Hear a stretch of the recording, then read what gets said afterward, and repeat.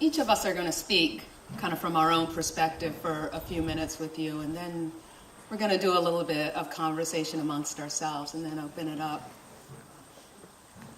So what comes up for me over and over again when I think about land is the question of belonging.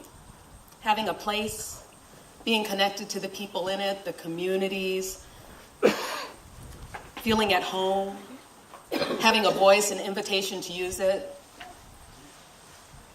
framing a conversation, setting the table. But belonging isn't a given for me. It's always a question and a process.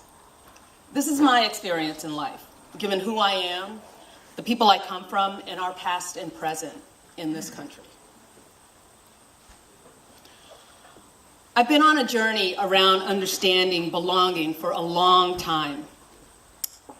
And I find it has to start with commonly held assumptions, mine and others, about my place in the United States, about belonging as an African American. Implicit and explicit assumptions are embedded in and flow from past history, present policies, institutional structures, and etc. And those things communicate many things about belonging and not belonging. That's where I start personally, but I actually think that's where we all have to start.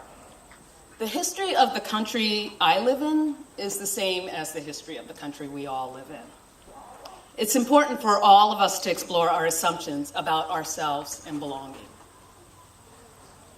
When I started thinking about belonging and land and connection years ago, I got in touch with one of the last living elders of my grandparents' generation, my Uncle Roe.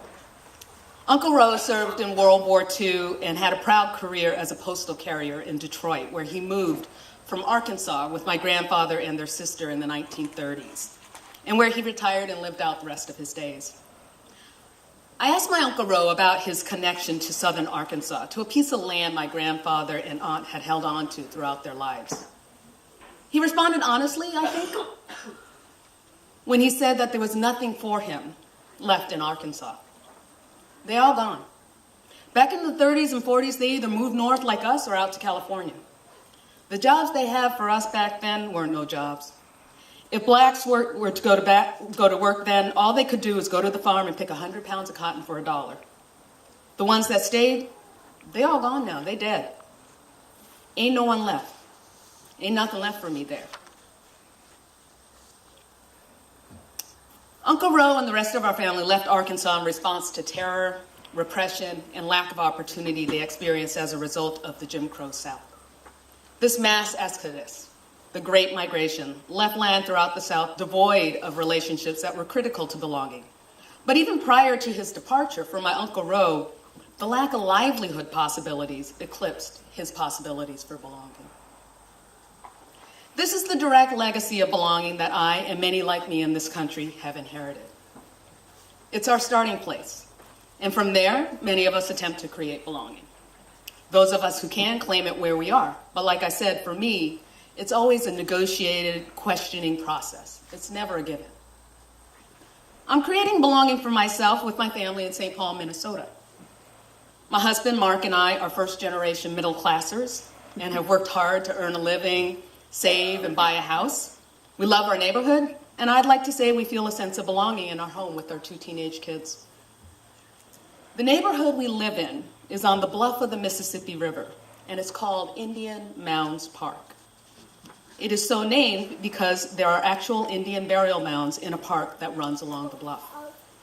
There used to be 39 of them, but all but 6 have been destroyed. That's what we know. There may have been more than 39 burial mounds. Who knows what the homes in the neighborhood, which is over 100 years old, were built on. I actually wonder if the whole area is not sacred land.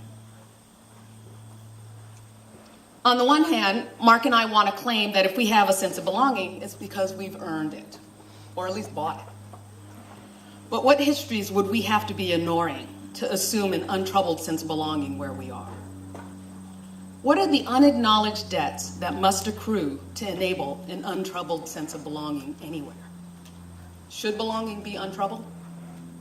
Because we know, too, that the Dakota Sioux who built those mounds were displaced from our neighborhood to make it inhabitable for the first whites who settled there. We know as well that their descendants, along with other American Indians living in the Twin Cities, do not, on average, enjoy the kind of access to property or opportunities for belonging that can flow from it that we, first-gen middle-classers, do. There's great and ironic misfortune in this, one that begs questions about who land belongs to, who can feel they belong to the land, and how they can feel this, which we forget at our peril. It seems to me in the United States of America, belonging should always be a question of asking, and as honestly as possible answering such questions.